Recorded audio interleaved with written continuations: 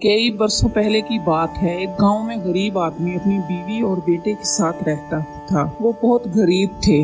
वो जंगल में जाकर सूखी लकड़ी तोड़ते और गांव में बेचते। वो आदमी गरीब था लेकिन दिल से अमीर था। पेड़ को कल्हाड़ी मारते हुए, अरे बैठ तो सका नहीं, मुझे तो हमेशा सूखी लकड़ियां ही तोड़ना है, वो आदमी खुद से बोला। वो रोज की तरह जंगल में सूखी लकड़ियां काट रहा था। तभी एक साधु इसके पास आए और वो इससे बोले, बेटा, इस जंगल में मैं अकेला भटक रहा हूँ, रास्ता भी भूल गया हूँ, क्या तुम मुझे पानी पिला सकते हो? क्यों नहीं साधु जी, ये लीजिए पानी। इसके एक छोटे से घड़े में से साधु ने पेट भर पानी पिया और एक आदमी का शुक्रिया कहा। साधु ने जब आदमी की तरफ देखा तो वो आदमी उदास था। साधु ने पूछा, क्या हुआ बेटा, तुम इतने दुखी क्यों हो? इस आदमी ने साधु को बताया कि साधु जी, मैं बहुत गरीब हूँ, सूखी लकड़ियाँ बेचकर गुजारा करता हूँ, लेकिन इससे मेरे खानदान का पेट नहीं पल सकता। साधु को बात समझ आ गई। साधु ने कुछ चमत्कार किया और इसके हाथ में एक दिया जाहिर हुआ। ये ले बेटा दिया। अरे बेटा, ये कोई मामूली दिया नहीं है, ये जादुई दिया है। क्या कहा, जादुई दिया? हाँ बेटा, जादुई दिया। इसे जलाकर तुम जो चाहे हासिल कर सकते हो। शुक्रिया साधु जी। वो जादुई दिया लेकर अपने घर आ जाता है। भगवान, सुनती हो, देखो मुझे क्या मिला। आदमी ने अपनी बीवी को पुकारा, क्या है, क्यों चिल्ला रहे हो? ये देखो, जादुई दिया। जादुई दिया? तुम्हारा दिमाग तो ठीक है ना? हाँ भगवान, ये एक जादुई दिया है, देखना चाहती हो इसका कमाल? मुझे भूख लगी है, मेरे लिए कुछ खाना मंगवाओ। वो आदमी दिया जलाता है और खाने की मांग करता है। इसके सामने खाना आ जाता है।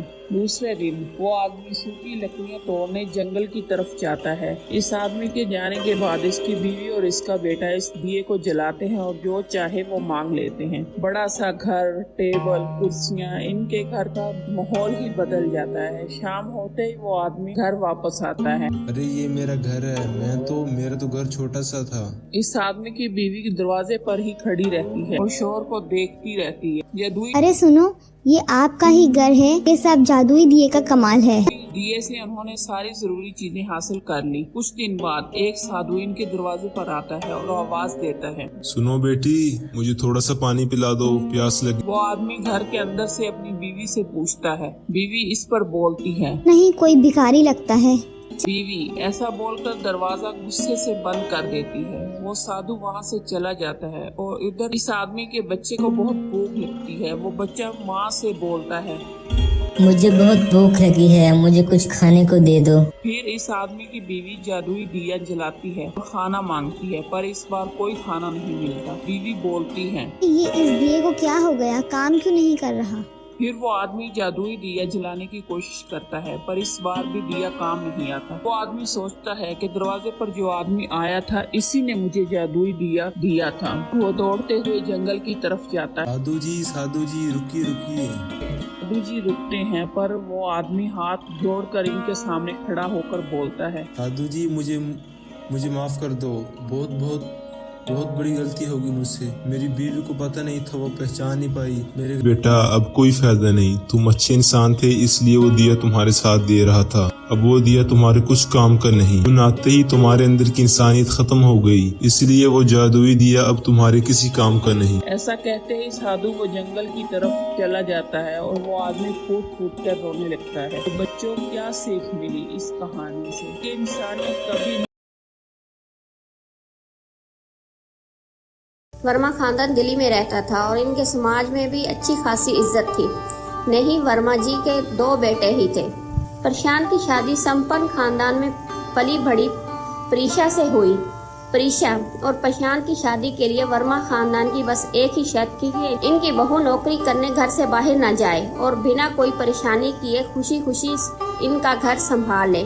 आज वर्मा खानदान छोटे बेटे निशांत के लिए जानवी को देखने इसके घर आया हुआ था। भाई साहब, अल्लाह का दिया हुआ हमारे घर में सब कुछ है, हमें जहेज में आपसे कुछ नहीं चाहिए। बस एक ही ख्वाहिश है कि बहू घर में रहकर घराने को इज्जत दे और अपने हाथों से घरदारी करे।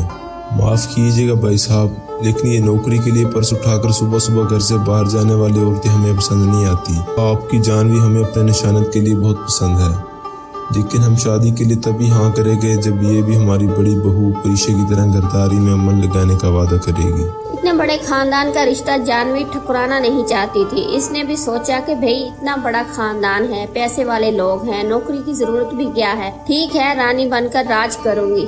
जब घर में पहले ही इतना पैसा है तो किसी की चाकरी करने की जरूरत भी क्या है। और इसी तरह जानवी शादी के लिए हाँ कह देती है। शादी के बाद जानवी अपने ससुराल आ गई थी। ससुराल में सास, ससुर, बड़ी बहू और इसके 2 साल का बेटा जेठ प्रशांत और जानवी थे। जानवी इतने आलीशान बंगले को देखकर बड़ी खुश थी। शादी के 1 हफ्ते बाद जानवी, क्या हाल बना रखा है तुमने कमरे का? पूरा दिन बस मोबाइल लेकर बैठी रहती हो, कभी काम पर भी ध्यान दे दिया करो। ये कैसी बातें कर रहे हो तुम मुझसे? अभी मेरी शादी को 1 ही हफ्ता तो हुआ है और तुम क्या चाहते हो कि मैं यहाँ पर घुस घुस कर पोछा लगाऊं? हाँ तो अब 1 हफ्ता हो गया है ना। महारानी पालकी से उतरो और थोड़ा काम पर ध्यान दो। कमरे की हालत देख रही हो, पैर रखने का दिल नहीं कर रहा। ऐसा करो, आज कमरे की अच्छे से सफाई कर दो, झाड़ू पोछा डस्टिंग करके एकदम चकाचक कर दो। अरे 1 हफ्ता हो गया है, कमरे में पोछे तक नहीं लगाया। मैं कब से सोच रहा हूँ कि अब तुम्हें गंदगी दिखाई देगी और तुम कमरे की सफाई करोगी, लेकिन तुम महारानी तो जैसे आंखें बंद करके बैठी हो।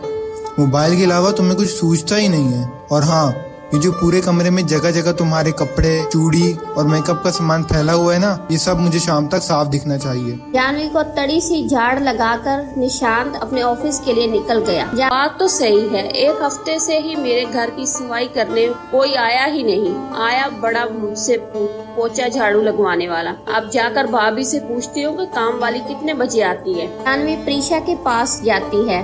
भाभी, मेरा रूम बहुत गंदा हो गया है, काम वाली कितने बजे आती है? आई तो मेरे पास भेज देना, अच्छे से खबर लूंगी इसकी। 1 हफ्ते से मेरे कमरे की सफाई करने आई ही नहीं। तुम मजाक कर रही हो ना जानवी? अच्छा मजाक है। नहीं भाभी, मैं क्यों मजाक करने लगी, मैं तो सीरियस हूँ। अगर सच में तुम अभी तक नहीं समझी तो एक बहुत बड़ा झटका खाने के लिए तैयार हो जाओ। इस घर में भाई, काम वाली, नौकरानी जैसा कोई इंसान नहीं है। शादी के वक्त पापा जी ने पूछा तो था कि खुशी खुशी घर संभाल पाओगी या नहीं, तब तो तुमने हाँ कह दिया था। सब तुम ही हो यहाँ की काम वाली। हाँ तो इतना बड़ा बंगला साफ कौन करता है? अभी तक मैं और मम्मी जी करते थे, अब से हम तीनों मिलकर करेंगे। ये तो बहुत नाइंसाफी है। आजकल तो मिडिल क्लास घरों में भी बाई काम करती है और ये इतने हाई क्लास होकर भी नौकर नहीं रख सकते। अरे जानवी, तुम तो इतने से ही घबरा गई। घरदारी का मतलब खाना, साफ सफाई, कपड़े, बच्चे, सब काम तुम्हें ही खुद ही करना है। भाभी, आपकी शादी को इतने साल हो गए हैं, आपने कभी नौकरानी रखने के लिए नहीं कहा। रखने की बात कर रही हो ना, मैं तो नौकरानी पकड़ कर भी ले आई थी, लेकिन इन तीनों बाप बेटों ने इसको 4 दिन भी नहीं टिकने दिया। सिर्फ 1 बार नहीं, बेचारी मम्मी जी कई बार नौकर रख चुकी है, लेकिन हमारे घर में कोई बाई टिकती ही नहीं। और अगर मेड के हर काम में कमी निकाल कर इसे बातें सुनाओगे तो वो रहेगी क्या? वो मेड थी, वर्मा खानदान की बहू नहीं जो इसकी बात सुनकर भी टिकी रहे। जानवी की बात सुनकर प्रीशा जोर जोर से हंसने लगती है। प्रीशा की बात सुनकर जानवी का तो सर ही चकरा गया था। इसने क्या क्या ख्वाब देखे थे और ये इसके साथ क्या हो गया था। तभी इसे निशांत की बात याद आ गई और वो अपने कमरे की साफ सफाई में लग गई। 1 हफ्ते में कमरा और इसका अटैच वॉशरूम बिल्कुल कचरे का डब्बा बन गया था। बेचारी घंटों दिमाग खपाकर अपने रॉयल बेडरूम की सफाई करती है। मेरी सास अचानक आती है। बेटा जानवी, देखो निशांत, प्रशांत और तुम्हारे ससुर जी को बस एक ही बात से सबसे ज्यादा चिढ़ है और वो है गंदगी। इसलिए बेटा ध्यान रखना कि घर में और स्पेशली तुम्हारे कमरे में सब कुछ साफ सुथरा रहे, नहीं तो इन तीनों का पारा आसमान छूने लगता है। और बेटा घर में सुकून रहे ये औरत के हाथ में ही होता है ना। मम्मी जी ने पूरा कमरा साफ कर दिया है, अब तो निशांत खुश हो जाएंगे ना। जैसे तुम सफाई का कह रही हो ना, वो डेफिनेशन नहीं है सफाई के। इस घर में बेड की चादर पर एक सिलवट नहीं होनी चाहिए। टेबल का कांच और खिड़कियां ऐसे चमकनी चाहिए जैसे इन्हें कभी छुआ ही ना हो। बाकी तुम खुद समझदार हो। सास की बात सुनकर जानवी का दिल किया कि वो अपने सर दीवार में दे मारे। अब ये कैसे संगी लोगों के घर में मेरी शादी हो गई। या अल्लाह, मेरी तो सारी उम्र टेबल और कुर्सियां चमकाने में ही निकल जाएगी। इस बंगले में रानी बनने आई थी, मैं तो नौकरानी बनकर रह गई। मम्मी जी, बेचारी जानवी शोहर के साथ अपनी जिंदगी सुख से गुजारने के लिए जेठानी और सास के साथ मिलकर पूरा दिन घर चमकाने में लगी रहती। धीरे धीरे वक्त गुजरने लगा और जानवी ने अपनी प्रेगनेंसी की खुशखबरी सबको सुना दी। पूरे 9 महीने तो जानवी ने किस तरह गुजार दिए, लेकिन बेटी के जन्म के बाद तो घर में इतना काम हो गया कि कभी खत्म ही नहीं होता था। जिठानी का भी 3 साल का बेटा था, जिसकी वजह से वो पहले ही घर के काम के लिए इतना वक्त नहीं दे पाती थी। उधर जानवी के लिए बच्ची का काम के साथ साथ घर का काम संभालना बहुत मुश्किल हो रहा था। जानी बहू ये क्या है, देखो तो साहब सोफा कैसे गंदा हो गया। घर में 3 औरतों के होने पर भी गंदगी फैली हुई है। आज तो कपड़े भी प्रेस नहीं थे, मैंने खुद अपने कपड़े प्रेस करके पहने। पता नहीं क्या करती हो घर में दिन भर। प्रशांत बेटा, दोनों बहू बच्चों के चक्कर में परेशान रहती हैं और मैं अकेली कितना घर संभाल पाऊंगी। एक आध काम ऊपर नीचे हो भी जाए तो क्या होगा। तुम ज्यादा बहू की तरफदारी मत किया करो। क्या पूरे दिन बहू बच्चों को ही संभालती रहेगी? एक मेड लगा लेते हैं ना, हम तीनों कितना काम संभाले। थक गई हूँ मैं तो काम करते करते। एक तो दिन भर घर और बच्चों में फंसो, ऊपर से बातें भी सुनो। पैसों की भी ऐसी कोई कमी नहीं है कि काम वाली रखी न जा सके। बहुओं को ऐसे परेशान देखकर सास एक दिन काम वाली को बुला लेती है। अगले ही दिन से एक हट्टी कट्टी नौकरानी घर के काम करने के लिए आने लगती है। काम वाली हर काम बड़ा मन लगाकर करती है। झाड़ू पोछा बर्तन और खाना करने के बाद रूपा एक कोने में बैठकर चाय पी रही थी, तभी सुसर वहाँ आ जाता है। देखो जैसी ये सास बहू है, काम वाली भी बिल्कुल वैसी ही ढूंढ कर लाई है। टेबल पर तो देखो कैसे पोछे के निशान दिखाई दे रहे हैं। ऐसी सफाई होती है क्या? सुसर इतना बोल ही रहे थे तभी निशान के चलाने की आवाज सुनाई देती है। रूपा ये क्या कर दिया? ऐसे काम करोगी तुम? मेरी सफेद शर्ट को मशीन में डालकर धोने के लिए किसने कहा तुमसे? ड्राई क्लीन की शर्ट थी वो। अब इस शर्ट के पैसे तुम्हारी तनख्वाह से काट लूंगा, तो कैसा रहेगा? माफ कर दो साहब, मुझे पता नहीं था, आगे से ऐसा नहीं होगा। आसमान से रूपा वापस से डस्टिंग का कपड़ा लेकर टेबल को रगड़ रगड़ कर साफ करने लगती है। ये बाथरूम के फर्श पर किसी ने डिटर्जेंट डालकर छोड़ दिया है।